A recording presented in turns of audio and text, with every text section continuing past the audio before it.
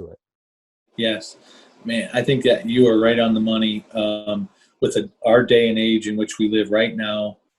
That, and I think even within evangelical Christianity, we've painted this picture that to ask hard questions is not a matter of faith. I actually think that it is a matter of faith to ask hard questions. God is not afraid of our questions. Yeah. He knows the truth. He stands. I made this statement to people here. I've made this statement even in Macedonia when I was there, and because we were dealing with a situation in Macedonia within the church over there where there was some false teaching that was rising up, and I said to the pastor that I was mentoring, I said, truth stands alone. It neither needs to be proven nor disproven. It stands completely alone. Meaning it's not alone in the sense of a negative, it's stable all by itself.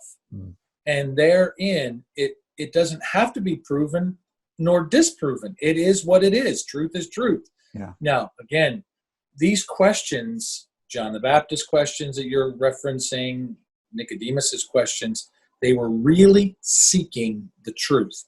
Isn't it fascinating that Jesus makes the statement, I'm telling you the truth. He says it 3 times in this passage. I am telling you the truth, Nicodemus. I'm telling you the truth. And in this case, in a time in history today where there are so many questions and people are afraid to ask questions, I think that there's a younger generation that doesn't understand what's going on around them, or they have this perception that's associated with what they think is truth. And so that it's forcing questions to rise up. And I think that questions are okay. I really do. This is a really, really important thing to me, Pastor Mark, and I fully agree with you that questions are okay. Yep. Questions are more than okay. Questions are required for learning. Yep. You know, think about 2 different parenting scenarios. One scenario is where parents embrace the questioning of their kids. Yeah. Why is the sky blue? Why do birds fly? You know, how come, you know, how does gravity work? How are the stars all out in the sky? You know, kids have so many questions, and some parents answer the questions to the best of their ability. They say, you know, I don't know. That's a really good question. Why don't we look into it a little bit more? Why don't we do a little research on that, or watch a video, or that kind of stuff? And I think those parents help their kids realize that asking questions is such a good thing. It's the way we learn. It's the way we understand new things. And then those parents, they get to learn new things too in the midst of trying to figure out the answers to things they don't know the questions of. But then there's other parents who just, they shut down the questioning process, right? I don't know. It's just blue. That's just the way the sky is. There's no answer to that. You know, you're asking questions that nobody knows the answer to. You should stop asking these questions. And that just really teaches those kids that asking questions is a bad thing. It's imposing upon their time, their parents' time, or because the parents don't know the answers, they feel stupid, or they you know, they feel like the kids are making them, the kids are going to look at them as parents and think that they don't know what they're talking about in everything, because they don't know what they're talking about in this technical kind of a thing. Right. And whether they realize it or not, they're teaching their kids that asking questions is a bad thing. So in the church, I mean, I was raised in a church environment where you didn't ask questions. That's right. That's right. You know, if you raised your hand and asked a question that made the teacher look bad, you know, the teacher wouldn't take your questions anymore. And you just had to listen to the curriculum. Just listen to the story. Just listen to the teaching, the 3 points that I want to make from this. And I was taught that if you don't fit into this mold of just receiving these things and believing these things, then there was something wrong with your relationship with God. I just think that's totally wrong in that kind of a perspective.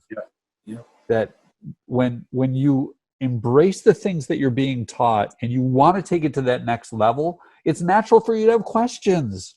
Correct. Not to say that I reject what I'm receiving. I receive what you're teaching. but now Mm-hmm. I have more questions based on it. How do I go deeper with God? How do I understand Mm-hmm. these other things about God? I've heard other people say these things about God. Are they true? Yes or no? Mm-hmm. It's to think that our denominational take is the only way to understand God, or that we're always Mm-hmm. right about all things. And I think that that becomes a very dangerous kind of a learning scenario, Yeah. where we're taught just to listen to what the other person has to say. Yeah. I think I agree 100%. God is not afraid of our questions. He doesn't get all bent out of shape because we're asking a question. If we're genuine, if our heart's desire is to really learn and to know, what does God say? God's word says if you need wisdom, if you lack wisdom, ask for it. If you need understanding, ask for it. God gives it. Well, if a question arises in the heart and in the mind that relates to faith in Jesus or Christianity as a whole, or the church as a whole, ask God for the wisdom, ask for understanding, ask for the knowledge that is needed to live the life that God is calling us to do. So I love the fact, one of the things that I think probably helped change my heart was that God was not afraid of my questions. Yeah. He's not afraid. He's never afraid. He doesn't have fear in him. It's love. Now, he can be direct when he wants to be, uh, particularly with me, but he also understands the heart. He knows my heart better than I know my own heart. And if I've got a question that's really just churning inside of me, he's not afraid of that. He wants me to ask that question, of him. So Yeah, I agree completely. And I add to that I want to be the kind of leader that receives people's questions. Because I think when you have questions, it shows that you're on a path of learning, that you're on a mhm. journey of learning. And if you just wait for a sermon series to answer your questions, man, as a leader, I'm just putting Mhm. your spiritual formation on a hold. Mhm. If you're asking for a question, and I think the only way Right. to answer that question is through preaching, well, now I can't preach sermon series that answer everybody's questions, you know. Mhm. So I think it's really important for us to have that one-on-one discipleship that we promote in trying to develop a culture of discipleship where people are Right. able to have their questions answered, because Correct. I believe there are answers to all of the questions that we have Mhm. about God. Now, some of Yep. the questions, the answers that we have are not easy to process or easy to Mhm. receive, and we gotta wrestle with them, and we gotta wrestle with God about them. But God is not a God that just says, "Don't ask me these questions," as you have said. He receives the questions, and he spends the time with us to be able to answer those questions. And that's the kind of leader I want to be too. And that's how I Amen. really, really appreciate this story, that Nicodemus was a question asker and Jesus Yep. was an answer giver. Yes. He wasn't afraid to answer the questions. And then Nicodemus had to take the answers that Jesus gave and wrestle with them. Man, they were life-changing answers. Yep. And he had to Yeah, wrestle with them. there's a lots of questions that are rising today within our culture, and you know maybe in the future we'll have some of that. Have opportunities to be able to talk to some of the things that you and I were just talking about Yeah. before we taping this. Um, but I love the fact that God is approachable from the standpoint of he's not afraid of our questions. He's not threatened by my question, and he invites it. He invites me to come to him with those things. So Yeah, and I don't know about you, Pastor Mark, but regularly after I speak on a Sunday morning or after an Elevate session, people send me emails throughout the week that says, "PJ, I appreciated what you had to say. It was a mhm, mind-stretching statement that you made, or a concept that you were talking about. Can you help me understand it? Or I have some mhm, questions based on your message. Can you spend some time with me to go through with them?" And I just tell you that yes, the answer is yes. That's a joy of my heart to be able to sit down with you and right, answer questions that you have and help you wrestle through those things. right, It's never an imposition for Pastor Mark or I to field your questions or to right, get together with you one on one to be able to help you process through those kinds of things. Those are joys that we have in ministry, Right. to be able to meet with you and to help you process through those things. Exactly. One of the things you just said before that something triggered in my thinking is that one-on-one you said. I mean, the Bible is to be read and studied and ingested through community, not just, as you said, just through a preaching series or a sermon series, or just being a bystander in the context of church experience. It means you being actively engaged with other followers and asking hard questions, and that's where the questions should be asked. Those hard questions should be asked in the context of community, and it be safe to ask those questions. Yeah. So really can't raise your hand during a sermon on Sunday morning and stop everything and be able to answer questions in that dynamic. And that's why we have the connection groups, which is the perfect time for us to be able to ask questions. And then, to develop the culture of discipleship is the idea that smaller and smaller and smaller groups are going to be able to gather together to ask and answer questions together. Yeah. So, and in wrapping up this video, I just think that there's a few different things that I'd like to say to you, realizing that as we've looked at Nicodemus and how Jesus received these questions that he had, I realize that you, watching this video, are in a place where you have questions. You have questions about life. You have questions about the Bible. You have questions about God. You have questions about church. You have questions about people. You have hurts and issues that you had from the past. You might have religious leaders in your life who have told you for years and years and years, as I did, that asking questions is a bad thing. And I want you to hear clearly from Pastor Mark and myself that we want to hear your questions. We want to develop a culture where asking and answering questions is a normal thing that takes place, because we think it's important for us to learn in doing that. Right. Yeah. So I want to encourage you that if your response is like Nicodemus and you want to know more about Jesus and you're looking for a good place to be able to ask those questions and have them answered, can you please contact us? We would love to connect to you, either with ourselves or with someone else who can help you answer those questions.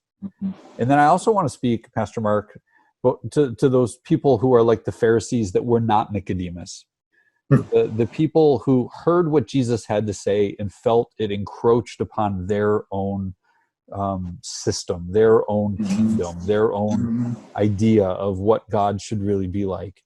And I really hope that as we're going through this series in John, that you don't stay in that position, that you allow the Holy Spirit to speak to your heart and say, look, this idea of what we have in church in America in the year 2020 may or may not be the idea of what God would have for us.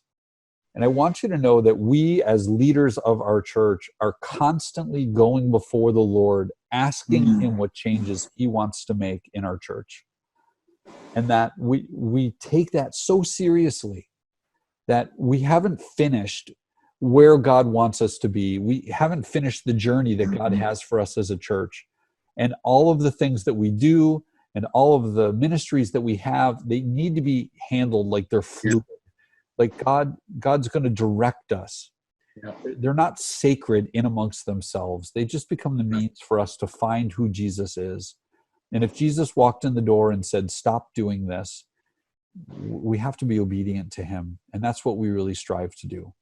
So those are my closing thoughts for you. Pastor Mark, what would you add to those closing thoughts? What I would say is that we are setting up for another 5 to 5 for the future for our discussion about a follow-up to Jesus cleaning out the temple. And I think that's probably going to take place this week. I want to encourage our listeners to be prepared for that. That's going to be an interesting dialogue between me and you. And I think Eric Quinn's going to be involved with us in that. Yeah. And so what does it mean that Jesus cleaned out the temple? That goes back a couple of Sundays when we studied that passage of scripture in John 2. But, I personally think that the struggle that Nicodemus had, if there was one, was associated with what we're seeing today as tradition. Yeah. Truth versus tradition. And even though tradition should be built upon truth, truth is there in its own perspective. Tradition becomes the primary. It's because this is what we've always done.